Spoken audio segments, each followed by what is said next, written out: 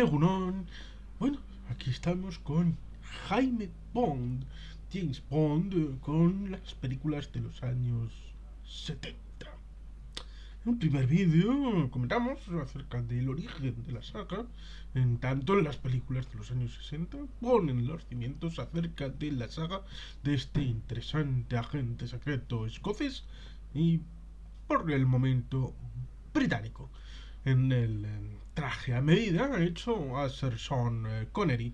En esa década, los 60, hubo películas en el año 62, 63, 64, 65, 67 por partida doble, una oficial y otra no oficial, por parte de la Eon Productions, y en el 69 una historia que daría cierre a la década con el film que sería homenajeado en 2010 por el director anglo-chicagense, británico y de la Ciudad del Viento, donde se crió Christopher Nolan en la película Inception, Origen. Hay una parte, el Sueño Profundo número 2, donde se establece un vínculo con el Servicio Secreto de Su Majestad. Dicen tal vez que la película de Bond, que le gusta más a Christopher Nolan, que seguramente le habría gustado hacer una película de la saga, pero los productores actuales, Barbara Broccoli y Michael G. Wilson, no van a dejarle al director de estas películas, como Inception, la trilogía del Batman, del Caballero Oscuro, o Tenet, de hacer una película acerca de James Bond, porque prefieren un modelo más Kevin Feige como en Marvel. Pero bueno, aquí estamos para hablar de las películas de los años 70. Después de esa ruptura impetuosa de la continuidad respecto a las películas de Sir Sean Connery, hubo un intento de retorno libre a través de la película de Diamonds Are Forever. 1971, comienzo de la década. Aquí teníamos a Sean Connery, dirigido por Guy Hamilton, distinto de Peter Hunt y Lewis Gilbert, que habían sido alternos en la década de los 60.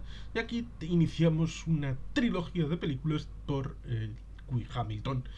Bueno, pues ahí tenemos esa relación en Las Vegas con los diamantes en una película que la interpretación deja mucho que desear. Dicen que es por una venganza por el maltrato que dieron a George Lazenby, el actor modelo de anuncios, por parte de Sir Sean Connery, que hizo todo lo posible por dejar en mal lugar a los productores que habían hecho tan mal la película anterior, y digamos que hizo todo lo posible por sabotear su interpretación, a pesar de lo cual, pues bueno, ahí está una inclusión de una pareja feliz de asesinos gays, y bueno, pues Sudáfrica, siempre quise ir a Sudáfrica, no, usted se va a los Países Bajos, qué bien, fantástico.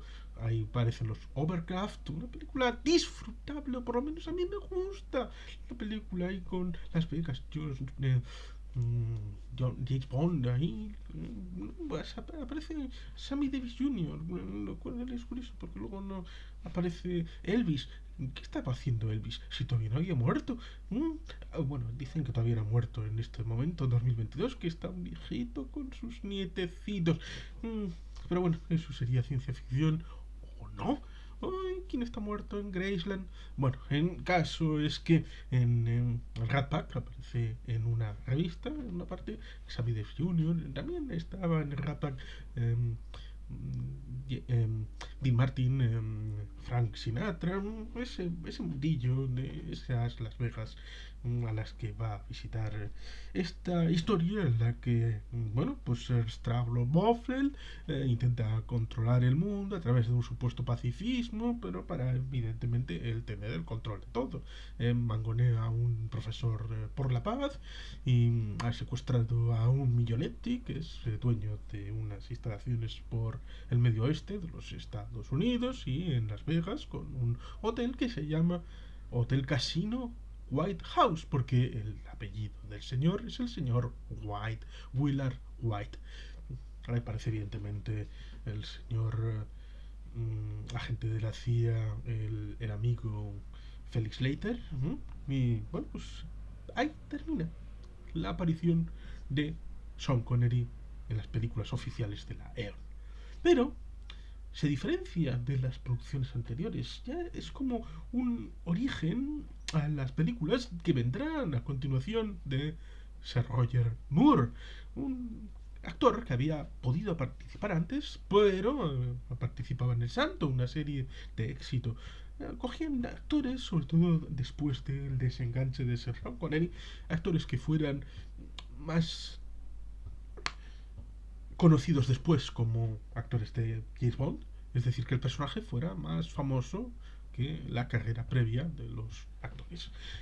Por lo tanto, en el año 71 tenemos Diamonds Are Forever, Diamantes para la Eternidad, y en el 73 tenemos la continuación, la siguiente película de la saga, que es Vive y deja morir.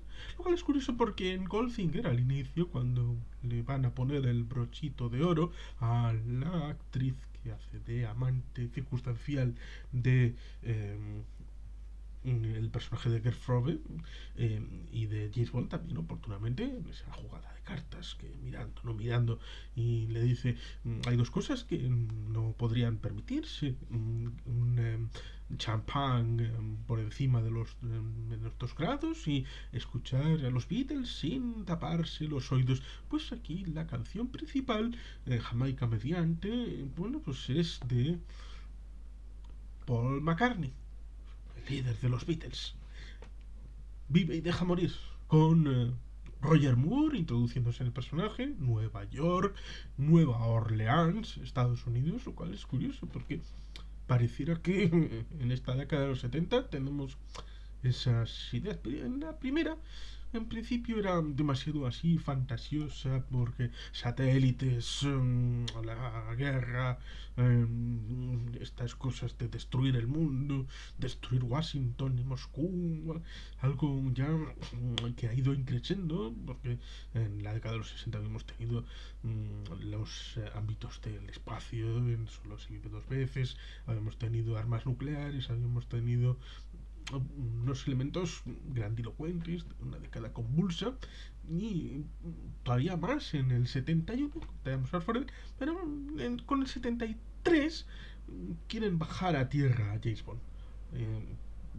Esto pareciera que a veces es con Daniel Craig, el ámbito de Misión Imposible, contaminado por Jason Bourne y todo esto. No, ya en el año 73, con Vive y deja morir, estaría la introducción del cine Blaxploitation al cine de James Bond, con la introducción de una historia pequeñita, con Mr. Big, Kenanga, dos personajes relacionados con San Monique, una trama de drogas, de narcóticos, en el ámbito del Triángulo del Caribe, que gusta mucho a James Bond, el ámbito caribeño, y el ámbito, bueno, pues de las relaciones, como se ve, negro, el taxi, Harlem, Nueva Orleans, una película interesante, pero con un contenido que baja la trama un poco a tierra, porque evidentemente pues las minorías,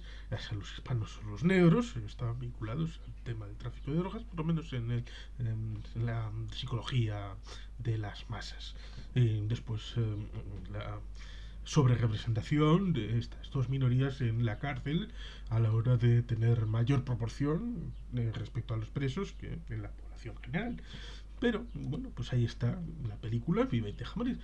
Luego en el 74 volvemos curiosamente a un hábito que era previo, desde el 62 al 65 hubo películas todos los años, pues aquí intentaron hacer lo mismo con el inicio de Roger Moore, con la siguiente película, la número 9 del canon oficial, con The Man of the Golden Gun, el hombre de la pistola de oro, trayendo en ese inicio a alguien que pudo haber sido, o quizá lo fue en la realidad y no en la ficción, como es Sir Christopher Lee, como personaje de la saga, como el malvado Francesco Scaramanga, que dicen, como comentamos en otro vídeo, que Francesco Scaramanga, interpretado por el señor Christopher Lee, es decir, el personaje de Christopher Lee en la vida real, sería tal vez uno de los íconos en los que se fija la biografía de James Bond como personaje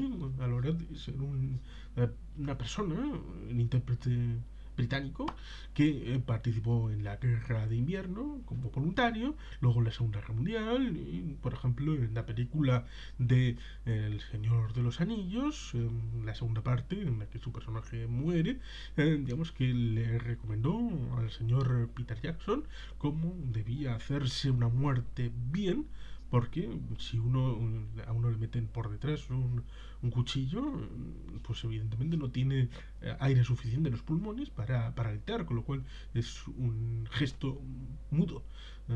Y por lo tanto ayudó con su experiencia personal, como persona vinculada a la guerra y al espionaje, a perfeccionar la película del Señor de los Anillos. Bueno, en esta película parecerá un duelo entre Christopher Lee y Roger Moore como dos James Bonds, dos caracteres aparentemente iguales en cachivaches, en vocación, pero uno en el sector privado y otro en el sector público. Uno que busca el beneficio personal, climatístico, y otro que busca el servicio a la reina y a su gloriosa majestad. Aquí está en Macao, en Hong Kong. Hay quien podría decir que también es una película que vincula ese cine oriental que pudo gustar en la época con el señor Lee, otro Lee, que sería Bruce Lee, de este cine de Hong Kong, que se hacía con artes marciales y todo esto. A veces pareciera que es Karate a muerte en Bangkok, en unas partes de la película, que aparece en la capital de Tailandia. Aparece el sheriff de la película anterior para hacer vínculos y chistes y alguna cosilla. Parece que habíamos aterrizado con Viva y Deja Morir y aquí empezamos a tirar para el cielo otra vez. Un poco ya para arriba. Venga, al espectáculo y la fanfarria. Bueno, pues la siguiente que tenemos es La espía que mamó. 3 años después, si en el 73 hubo una película de Bond, en el 74 otra. Hubo que esperar 3 años, la época que más, hasta ese momento, porque habían sido 2 años, la época que más, hubo que esperar 3 años, del 74 al 77, para volver a ver una película de James Bond con Roger Moore. Y aquí tenemos uno de sus espejos. ¿Cuál es uno de esos espejos? El espejo de que si en la película de Solo se vive dos veces teníamos a un ingeniero dueño de la empresa japonesa que participaba de Spectra para tener a las dos potencias, Estados Unidos y la Unión Soviética, con dos cápsulas espaciales capturadas, bajadas a Japón de manera subrepticia y que sin lo supieran los demás. Aquí tenemos en un principio a un submarino británico y un submarino de la Unión Soviética capturados por alguien insospechado y desapareciendo de la faz de la Tierra, con un sistema de guiado en ese inicio en el que vemos al comandante Bond con su pasado en la Marina del Reino Unido, en la Navy, digamos que viendo como el intermediario para poder reconocer porque alguien tenía la ruta del submarino Ranger antes de ser evaporado en las aguas del Mar del Norte. Bueno, pues ahí van hacia Egipto y en Egipto, bueno, se encuentra con la mayor Amatsova, que en el previo habíamos visto ya cómo iban a chocar por un tema en Austria. Un tema en Austria que implica a una persona intermedia entre el personaje de James Bond y el personaje de la mayor Amatsova. Y precisamente ahí también estará el personaje que será muy querido, que es Tiburón, Richard Kiel. Ahí, en esta película, empieza un poco la fanfarria, la música así un poco chirene, en el lugar donde les llevan tiburón después de haber em, liquidado en el cuarto de teléfonos al personaje este de Max Calva. Bueno, pues ahí después van hacia el malo. Y el malo es curioso porque es de estos malos de James Bond que le gustan los tapices, le gusta la música clásica, le gustan los salones estos grandes, estilo Luis XIV. Y en este caso es un malo que le gusta la mar. Le gusta mucho la mar océana, la vida en la mar y lo que vive en la superficie. Es un poco ahí como malos, gente mala, mala que respira en la tierra, son contaminados, corruptos, corruptos aquí encima de la tierra. Y por tanto es algo que hay que eliminar. No, no, no, no. ¿Y cómo se elimina? Pues hombre, estilo juegos de guerra. ¿Cómo se hace Juegos de Guerra? Película de 1983 de John Badham, comentada en el canal y que es un clásico para la generación de los años 80, como se ve en Ready Player One, la novela, no la película.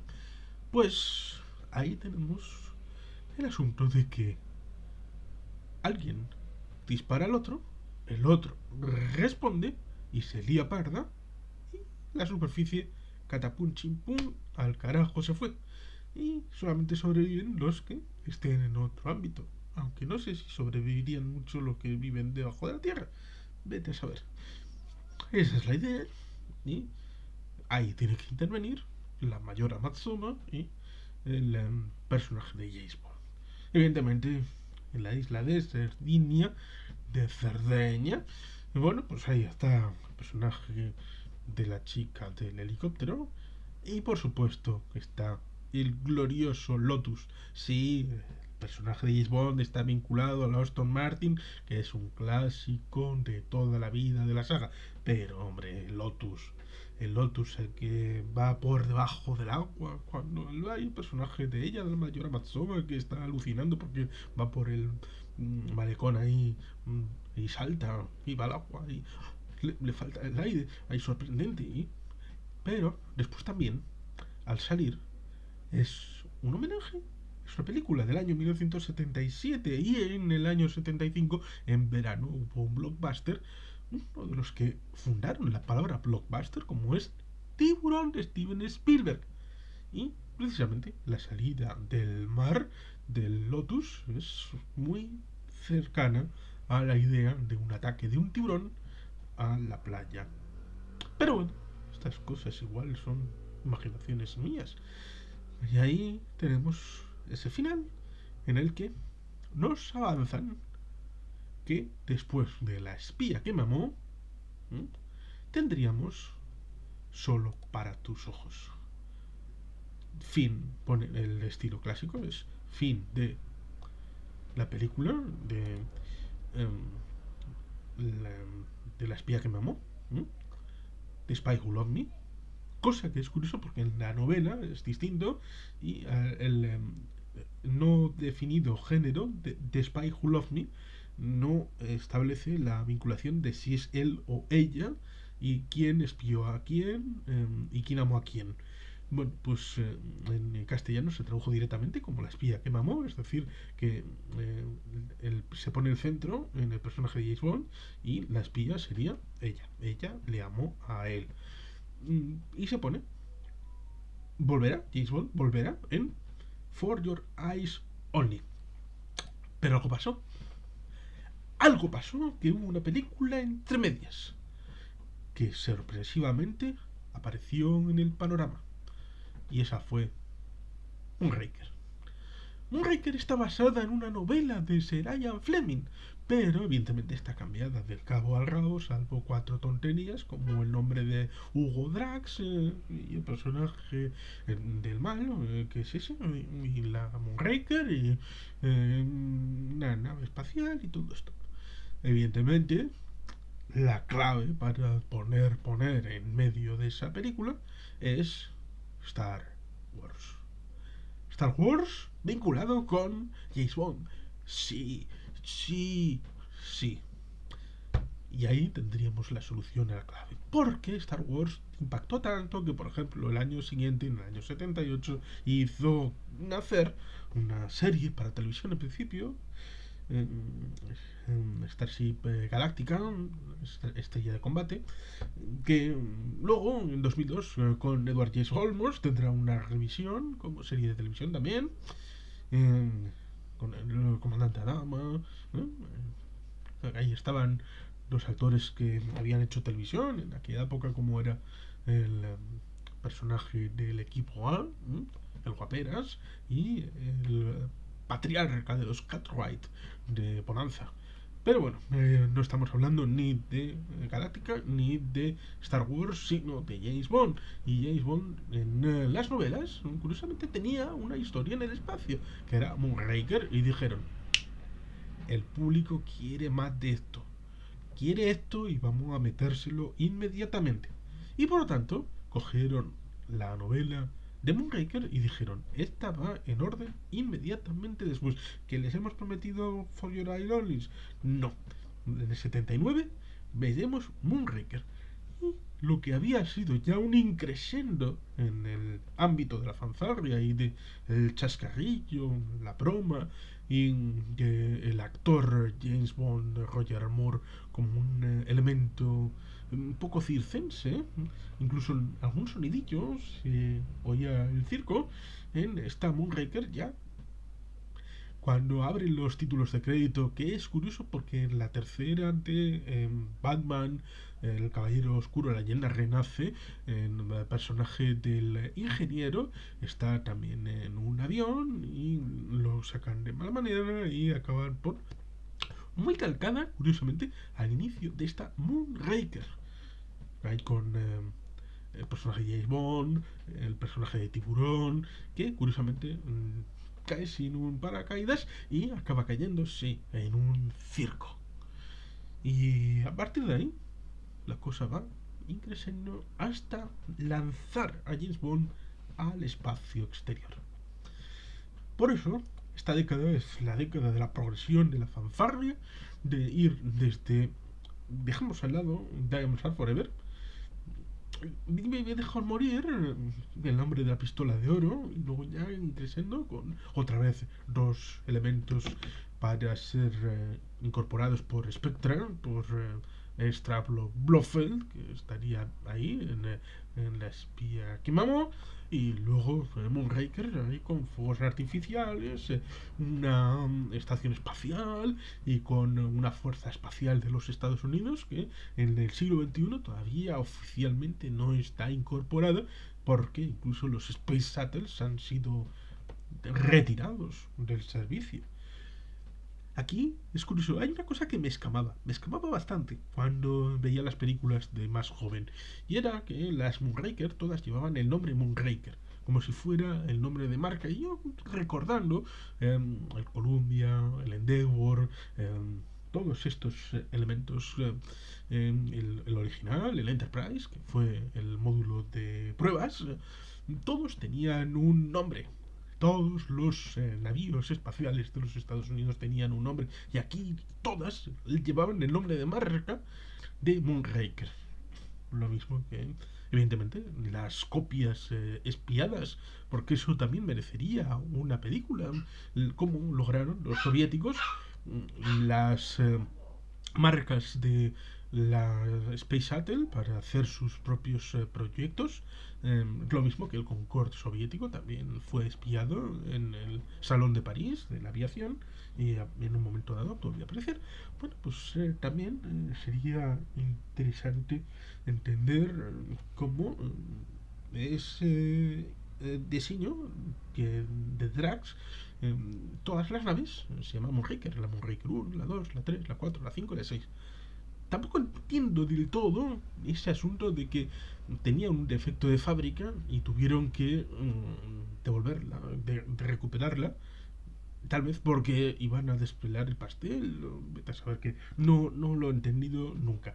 Pero si es interesante, pues paseo por Venecia, por Río, luego las músicas que van saliendo, de, bueno, los siete magníficos. Te tiene que gustar mucho. Te tiene que gustar mucho una serie de películas para poder decir, está como película, está muy bien, es disfrutable. Está ahí la anterior, pero lo mismo que se puede decir que la anterior en el buque Liparus dentro, la animación está hecha sin acreditar por Stanley Kubrick, y en esta, bueno, pues pareciera como si hubieran ido al espacio. Ojo que Tom Cruise es el que quiere hacer una película en el espacio. Todavía no la ha hecho, pero la hará. Estos evidentemente no salieron al espacio, a pesar de que evidentemente se suponga. Pero ese es un increscendo y claro, después de haber tenido una batalla contra Hugo Drax en el espacio y con la ayuda de los marines espaciales de Estados Unidos, ¿qué demonios puede hacer James Bond? ¿Qué más puede hacer? ¿Irse a colonizar Marte? ¿Destruir el Sol como la secta de Alberto Plebezuelos? Por lo tanto, era un punto álgido, culmen de esta década de los años 70, con al fin y al cabo tan solo, entre comillas, tan solo una, dos, tres, cuatro, cinco películas. Solo cinco películas, entendiendo que en la década de los años 60 habíamos tenido una, dos, tres, cuatro, cinco, seis y una de regalo, como era Casino Royale. Siete, década de los 70, cinco películas. Con dos directores. Para esta década, tres primeras películas por Will Hamilton y dos películas, las dos finales, de Lewis Gilbert. Lewis Gilbert que había hecho You Only Live Twice, curiosamente. ¿Mm?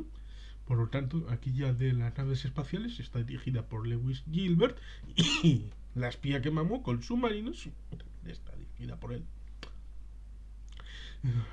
Así pues, se daría cierre a esta década con películas interesantes, pero que habría que rebajar el tono y volver a pisar tierra, como será en la película del año 81 de Solo para sus ojos, que hace referencia evidentemente al método clasificado de la información confidencial, que en la carpeta a veces puede poner solo para sus ojos, es decir, no lo comparta con nadie, salvo que este vídeo sí puede compartirlo con quien quiera, por supuesto, a los amantes de Bond y todo esto, por ejemplo.